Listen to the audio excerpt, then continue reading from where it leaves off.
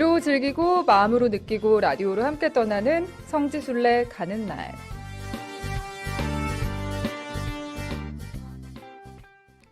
네, 성지순례 마음은 있지만 쉽게 나서기 힘드셨나요? 또 궁금하긴 했지만 어떻게 준비해야 하는지, 어떤 곳들이 있는지 궁금하셨을 텐데요. 그렇다면 매주 금요일 이 시간 함께 해주시기 바랍니다. 매주 금요일 성지순례 가는 날 코너를 페이스북과 또 유튜브, 또 어플C, PBC 빵을 통해서 화면으로도 스튜디오 실황 중계를 함께 하실 수 있는데요. 페이스북에선 광주 가톨릭 평화방송 온에어 접속하고 댓글도 남겨주시고요. 유튜브에선 광주 가톨릭 평화방송 검색하고 또 유튜브 또한 댓글, 좋아요 남겨주시면 좋겠습니다. 이 시간에는 가톨릭 해외 성지와 국내 성지를 번갈아 가면서 소개해드리고 함께 떠나볼 텐데요. 오늘은 국내 성지로 가보겠습니다. 국내 성지 안내를 맡아주실 분 나와주세요. 네, 평화동입니다.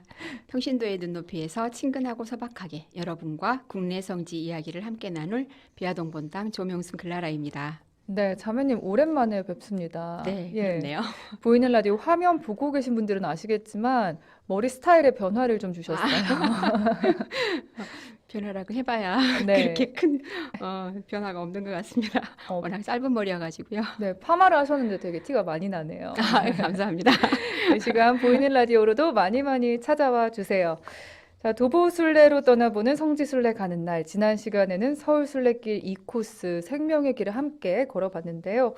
오늘 떠나볼 여정 어떻게 될까요? 네, 뚜벅이로 떠나는 성지순례 가는 날 교황청이 승인한 서울순례길을 걷고 있습니다.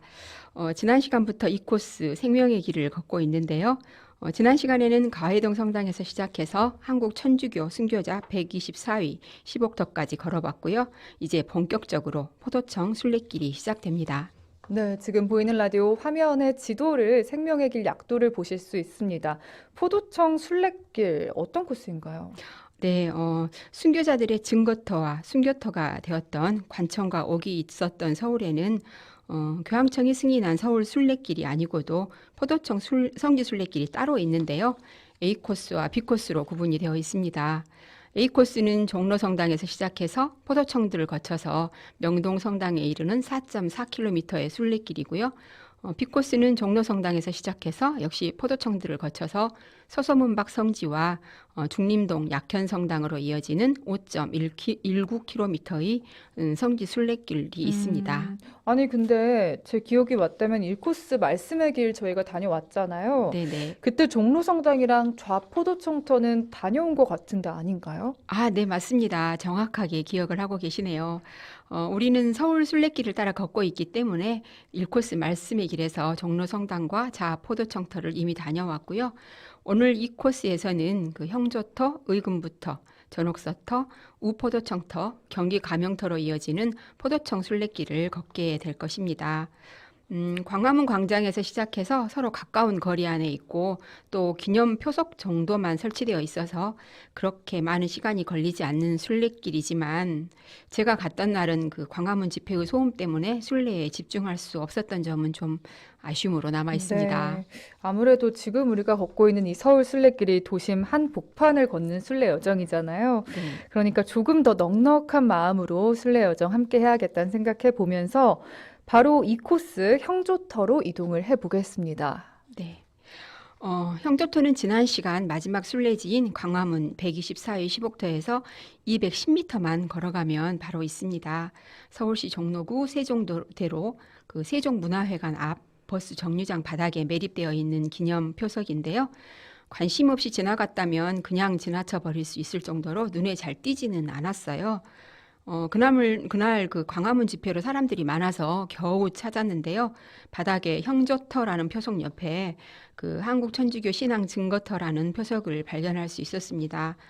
설명해주는 글이 되게 희미하게 되어 있어서 읽기조차 힘들 정도였는데요. 네. 그래도 겨우 읽은 그 글 안에 그 눈에 익은 이름들이 있어서 반가운 마음이 좀 들었습니다.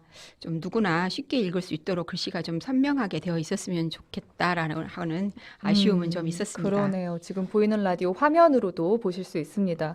코로나19가 종식되고 나중에 실제로 서울 순례길 방문할 계획 있는 분들은 이 표지석이 찾기 힘들다는 점 기억하시고요. 잘 기억하셨다가 그냥 지나치지 마시고 표지석도 꼭 찾아보셨으면 좋겠습니다. 자, 자매님 이어서 형조터에 관한 설명을 조금 더 해주시죠. 네, 그 형조는 조선시대 중앙 간서인 6조 중의 하나로 한국 천주교회가 창설된 이후로 많은 천주교인들이 이곳으로 압송되어서 문초를 받은 곳입니다. 그 시작은 1785년 발생한 을사 추조 적발 사건에서의 이 추조가 바로 형조인데요. 그 명리방에 있던 김보무 토마스의 집에서 신자들이 집회를 하는 중에 금리들에게 발각되어서 형조로 압송된 사건이었습니다. 이후 1801년 신유박해 때는 채필공 토마스, 채필제 베드로, 윤은혜 누치아, 정철상 가롤로 등이 이 형조에서 문초를 받았고요. 김천의 안드레아, 유한검 아우구스티노, 윤지현 프란치스코 등은 그 전주에서 서울로 이렇게 서울 형조로 압송되어서 신문을 받았습니다. 1839년 기해박해 때에는 이광원 아우구스티노, 남명혁 다미아노, 김효인 골롬바, 김효주 아네스, 김재준 이냐시오 성인 등도 이 형조에서 문초를 받았답니다. 네. 그뿐 아니라 1866년 병인박해 때에도 전장훈 요한, 최형 베드로 성인 등이 이 형조를 거쳐갔다고 합니다. 사실 천주교 신자 색출에 앞장선 게 또 포도청이지 않습니까? 네, 그렇습니다. 1784년 한국 천주교회가 창설된 후에 천주교 신자들을 색출해내는 일은 이 좌우 포도청의 주요 임무가 되었답니다. 체포된 신자들은 포도청으로 압송되어서 그 문초와 형벌을 받았고 때로는 매질로 목숨을 잃기도 했고요. 목에 오라를 걸고 순교의 영광을 안기도 했는데요. 조정에서 그 일각을 지체하지 말고 천주학쟁이들을 색출하라는 그 추상 같은 명이 있을 때마다 이 좌우 포도 대장들은 포교와 호졸들을 닥달하였답니다. 서울과 경기도 지역에 국한되어 있던 그 포도청의 영역은 박해가 계속될수록 충청도까지 이렇게 확대되어 갔다고 합니다. 네. 조선 후기에는 천주교 신자들을 체포해서 처벌하는 임무를 서울의 포도청을 비롯해서 지방의 진영이나 수영, 병영 등에서 담당했다고요. 네, 그렇습니다. 그중 포도청은 그 관할 구역인 서울에서는 물론이고 전국에서 신자들을 체포하여 압송하는 역할을 담당하였는데요. 또 지방의 그 진영이나 수영, 병영에서 신문을 받던 신자들 가운데 상급 기관의 조사가 더 필요한 사람들도 서울의 그 좌우 포도청으로 이송이 되어서 신문을 받은 뒤 그 사안의 경중에 따라서 그 상급 기관인 형조나 의금부로 이송이 되었고 다시 신문을 받고서야 확정 판결을 받아서 처형되었다고 해요. 신자들의 처형은 좌우 포도청의 옥에서도 이루어졌는데 교수형이나 그 백지사형에 의한 처형은 이 주로 포도청의 옥에서 바로 이루어졌다고 합니다. 네. 병인 박해 순교자 증언록에 포도청이 천주교 신자들을 박해했던 기록들도 자세히 남아 있다고요, 자매님? 네. 좌우 포도청의 옥에서 교수형이나 백지사형을 받아서 순교한 그 신자들의 수가요. 형장에서 참수형이나 효수형을 받아서 순교한 신자들보다 훨씬 많았다고 하니까 얼마나 쉽게 처형이 이루어졌을지 짐작할 수 있을 것 같은데요. 좌우 포도청에서 신자들을 신문할 때 그 형조에서보다도 매질을 더 심하게 했기 때문에 그 신문을 받는 과정에서 고문으로 순교한 신자들도 많았다고 합니다. 이렇게 좌우 포도청은 박해 시기에 가장 많은 신자들이 순교한 장소라고 할 수 있는데요. 그 잔혹했던 현장들을 지금은 기념 표속 정도로만 기억하고 있지만 그곳에서 목숨을 바쳐 신앙을 증언했던 순교자들의 숭고함을 마음으로 기억하고 새겨보면서 순례길을 함께 하시면 좋을 것 같습니다. 네. 오늘 또 순례길 함께 하시면서 페이스북 댓글로 조셉 김님이 형조터 꼭 한번 가보고 싶네요. 라고 남기셨네요. 애청자분들 잘 따라오고 계시죠? 자, 그럼 이번엔 형조터에서 1km 거리에 위치한 의금부터로 이동을 해보겠습니다. 네, 서울시 종로구 종로 1가 지하철 1호선 종강역 1번 출구 인근의 하단에 의금부터를 알리는 표지석이 있는데요. 의금부는 조선시대의 왕명을 받들어서 죄인을 추국하던 일을 맡아보던 관청으로 정치범이나 중죄인 등을 그 다스리는 사법 전단 기관이었습니다. 박해 시기에 서울의 좌우 포도청과 지방의 각 진영과 군과 현에서 그 문초를 받던 천주교 신자 중에서 주교님이나 신부님 그리고 평신도 지도자급들은 이게 중죄인으로 분류가 되어서 이곳 의금부로 압송되어서 혹독한 신문을 받았다고 하는데요. 1801년 신유박해 때 그 권철신 암브로시오가 순교한 이래로 이승훈 베드로와 주문모 야고보 신부 그리고 최창현 요한 회장도 이 의금부에서 문초를 당했고요.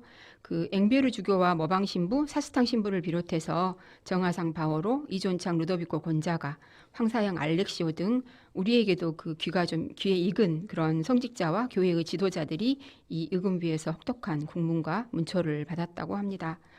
1866년 병임박해 때에도 그 베르네 주교와 브루티니에르 신부, 도리 신부, 볼리에 신부와 전장은 요한, 최영 베드로, 정읍의 마르코 성인 등 그 성직자와 평신도 지도자들이 이렇게 문초를 당하면서도 꿋꿋이 신앙을 지켜냈다고 합니다. 네, 지금 보이는 라디오 화면으로 의금부터의 모습 보실 수 있습니다. 다음 순례 장소는요, 전옥서터예요. 이곳은 의금부터에서 250m 정도의 비교적 가까운 거리에 있습니다. 네, 다 가까운 거리 안에 이렇게 좀 있는데요. 네. 의금부터에서 큰 길을 건너서 그 종강역 6번 출구 하단에 전옥서터 표지석이 있습니다. 전옥서는 그 형조 아래에서 감옥과 죄수들을 관리하던 관서인데요. 네. 박해식이 많은 천주교인들이 그 형조에서 이송되어 신문을 받고 형이 집행되기 전까지 구금되었던 곳이 바로 이 전옥서였답니다.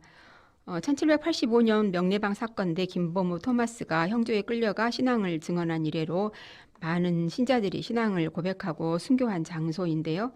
103위 성인 가운데 전옥서에서 순교한 성인은 그 이호영 베드로와 김바르바라가 있습니다. 이호영 베드로 성인은 그 이소사 아가타 성인의 동생으로 1835년 그 이소사와 함께 체포되어서 1839년까지 4년 동안이나 혹독한 옥살이를 했는데요. 그때 얻은 병으로 인해서 순교했고요. 네. 김바르바라 성녀도 그 전옥서옥에서 3개월 동안 옥살이를 하면서 이 굶주림과 전염병으로 순교하였다고 합니다. 그리고 김대건 신부님의 아버지인 김재준 이냐시오 성인도 이 의금부에서 형조로 이송되어 채용될 때까지 이 전옥서에 구금되었다고 합니다. 전옥서터에 잠시 머물러 봤습니다. 자, 그럼 다음 순례 장소인 우포도청터로 함께 걸어가 볼게요. 네네. 전옥서터에서 약 450m 정도를 걸으면 광화문 우체국 앞 하단에 우포도청 터 표석이 있습니다. 이 우포도청은요, 그 조선 종종 무렵에 설치되어서 1984년까지 350여 년 동안 존속되었던 그 서울의 포도 순락기관으로 서울의 서부 지역 그리고 북부 지역, 경기 우도 등을 이렇게 담당하였답니다. 네. 103위 성인 중에서 22위 그리고 124위 복자 중에서는 5위가 좌우 포도청에서 순교를 하였는데요. 기록상 분명히 우포도청에서 순교한 성인으로는 1839년 기해박해 때 13살의 어린 나이로 그 순교의 영광을 얻은 유대철 베드로 성인이 있고요. 그 병호박해 때 한희영 라우렌시오, 우슬림 수산나, 김희미 대레사, 이간난 아가타, 정철렴 카타리나가 이 우포도청에서 끝까지 신앙을 증거하다가 혹독한 매질 아래 순교하였다고 합니다. 네. 그러면 13살이라는 나이에 순교를 한 그 아직 꽃도 펴보지 못한 나이에 순교를 했는데 유대철 베드로 성인에 대해서 좀 더 알려주시겠어요? 아, 네. 저는 이렇게 그 13살의 어린 나이로 순교한 그 유대철 베드로 성인의 정말 앳된 지금 화면으로 보이는 정말 앳된 모습이잖아요. 네. 그런 그 성화를 보면 어떻게 저런 어린 나이에라는 생각에 그의 삶이 좀 궁금했는데요. 그러게요. 네, 그 13살의 유대철 베드로를 잠시 기억해 보자면은요. 1839년 기해박해 때 그 13살의 나이로 순교의 영광을 얻은 이 소년 유대철 베드로 성인은 유준길 아우구스티노 성인의 맏아들이었는데요. 집안의 온갖 그 박해에도 굴하지 않고 아버지의 뒤를 따랐답니다.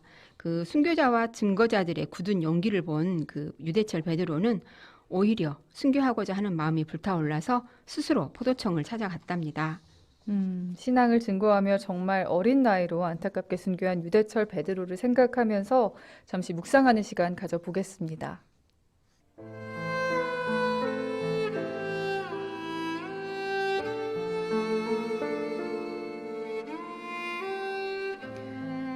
이어지는 혹독한 형벌로 너덜거리는 살점과 사방으로 튀는 핏방울 속에서도 박해자들은 결코 은총의 힘을 얻은 어린 소년을 다스릴 수 없었다.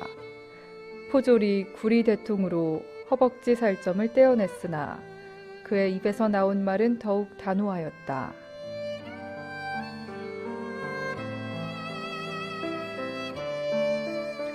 어떠한 형벌로 다스린다 해도 천주교를 믿는 제 마음은 한결같습니다. 믿음을 버릴 수 없습니다.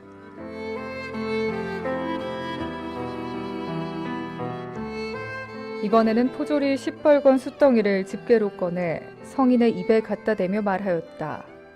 내가 천주교를 끝까지 믿는다면 입을 벌려라.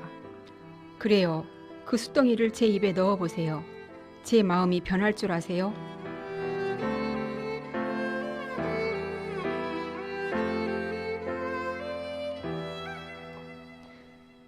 작은 청사의 용기는 흉악한 박해자들의 손길을 뛰어넘고 있었다. 결국 그들은 세상의 이목이 두려워 이 어린 천사를 형장으로 끌고 가지 못하고 포도청의 옥에서 교살하고 말았으니 때는 1839년 10월 31일이었다. 이때 유대철 베드로의 나이는 겨우 13살이었다.